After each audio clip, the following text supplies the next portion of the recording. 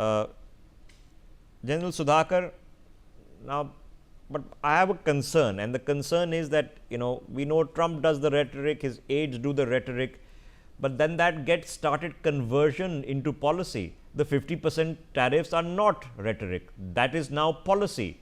Policy has real impact. As they say, sticks and stones, these are real impacts. Now, if you choose a person who is talking unhappy things about India as your next US ambassador to India, that has real concerns. It rubs people the wrong way, and then that leads to policy issues. If you have a trade advisor who's now talking about the caste system and Brahmins, and trust me, he has absolutely no understanding of this whatsoever, it starts creating problems. We want to be de-escalating the problems. So, when does this stop? Does it stop, as Charles Thompson says, suddenly tomorrow morning we wake up and then it's all over? Morning, Rishabh. Thank you for getting me to your show. I must compliment Charles for articulating candidly. He's spoken his heart out. As always, he does that in a very candid articulation. And I mean, I have not found him to be doing double talk on any subject.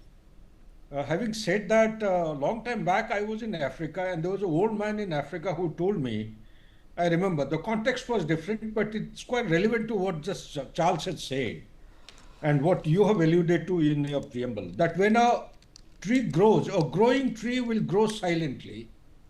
When it falls, it makes a big bang, big noise. So I am very apprehensive, very, very concerned and worried. I only hope the noise which is being produced by the American authorities is not a clear indication of, earlier we used to call it as a declining power. I only hope they have not declined completely. We also want a superpower to remain as a superpower, exercise its authority, have some semblance of rules-based international order, but not the way it is being manifested or being orchestrated.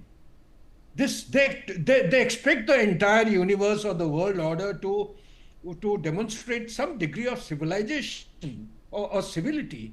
Now, is this the way the superpower authorities, the apex leaders are expected to behave? So answer is certainly no, and you have covered it adequately, but also allow me in the same breath to cover a couple of issues. The saving grace between India and US has to be understood. We have had a period of estrangement prior to 2000. Post 2000, fortunately, the roadmap started showing clear indications of engagement. In this period of engagement, post 2000, we have been able to establish a high degree of institutional linkages. So even though the top leadership coming for 4 years may resort to his or her idiosyncrasies, still there are institutions which are holding out. Otherwise, we wouldn't have had Group Captain Shukla going to ISS and coming back with experience and wisdom. Otherwise, we wouldn't have launched Nisar satellite, which was launched a couple of days back in a joint collaboration between US and India. Similarly, there are host of the joint training. No matter what is going on the top of the surface, beneath the surface, we are having joint training. We are talking of Malabar exercise. We are talking of a host of other activities which are in place. There is a training going on. There are army officers, Air Force, and likewise, you are from service background. There are a lot of host of activities taking place. So therefore, and mind you, also we have gone in for the signing of the engine, aerospace engine. We are looking for our Tejas aircraft, and that is, I am given to understand, is coming in a big way. So therefore, there are silver linings, there are positive things, but the way the tree is falling and the noise is being made, it gives you tremors inside that hope it is not taking us to a brink of collapse of our ties and the relationship. If that happens, then the US, unfortunately, is no longer going to exercise. No, but okay. While I completely agree with you that, and I've been saying the same thing, there is an arc of history, there is a momentum, there is a confluence of logic and interest that supersedes individuality. But at the same time, let's not kid ourselves, the individuality matters. It took a George Bush to come and say, I'm going to stick my neck out and use American power and influence to ensure that this nuclear apartheid against India ends. It took a Manmohan Singh to say that I will risk my government. There was a vote of confidence on the floor of the House. He only won by a few. It was dodgy because the communists in India, and they did exist, want to have no truck with America whatsoever. For them, America is the diehard enemy and shall forever be. They almost scuttled the government. So it took people to say that we are going to show leadership on this.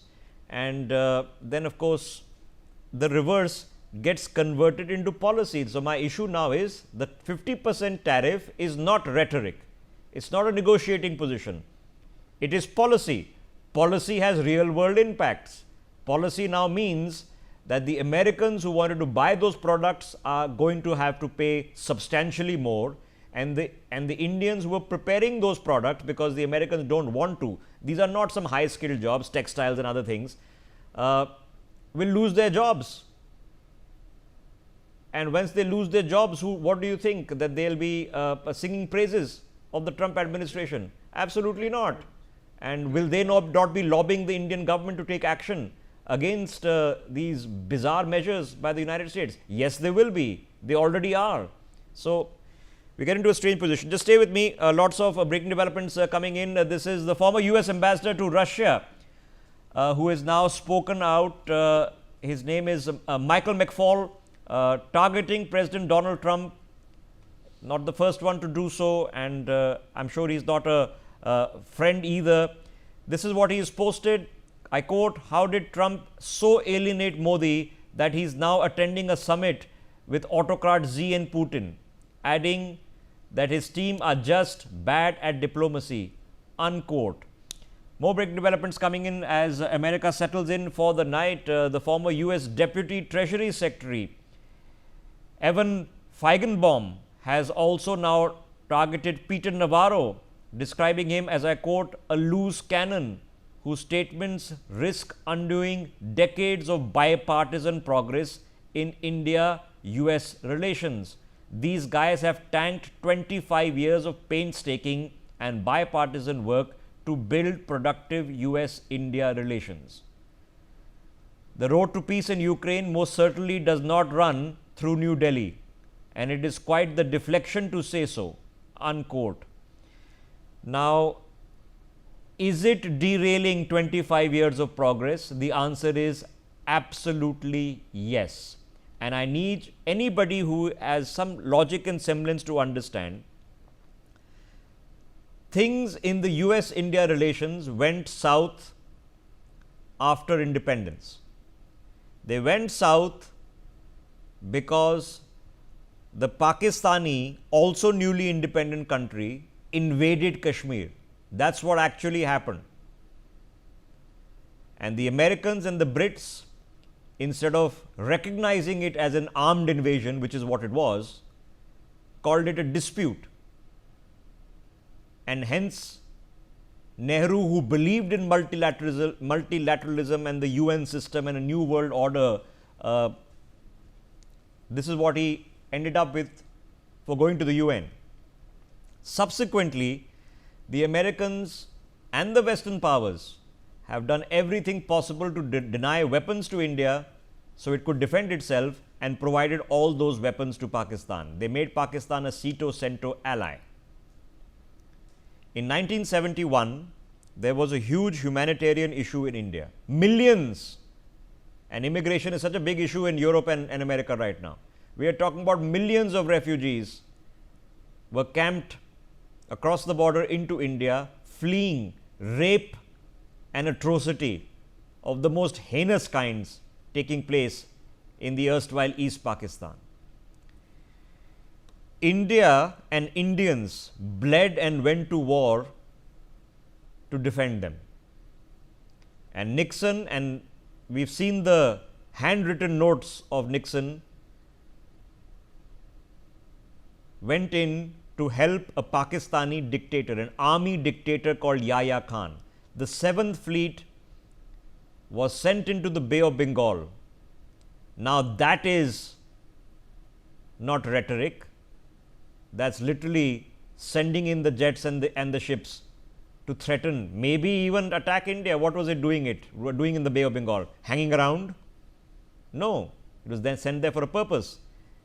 It's the Russians who vetoed all action against India, who then provided support to India, and we finished the war in less than 3 weeks. So a generation past remembers this, and they're saying don't trust the Americans.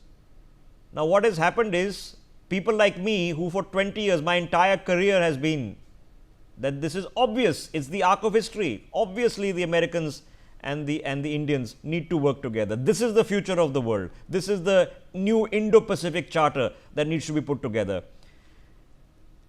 And you just told all of us you can't trust the Americans.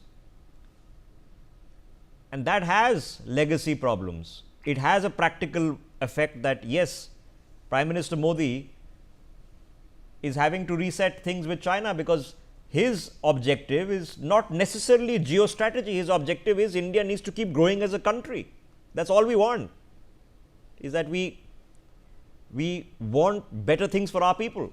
That's it. It's not complicated. Let me get Shruti in.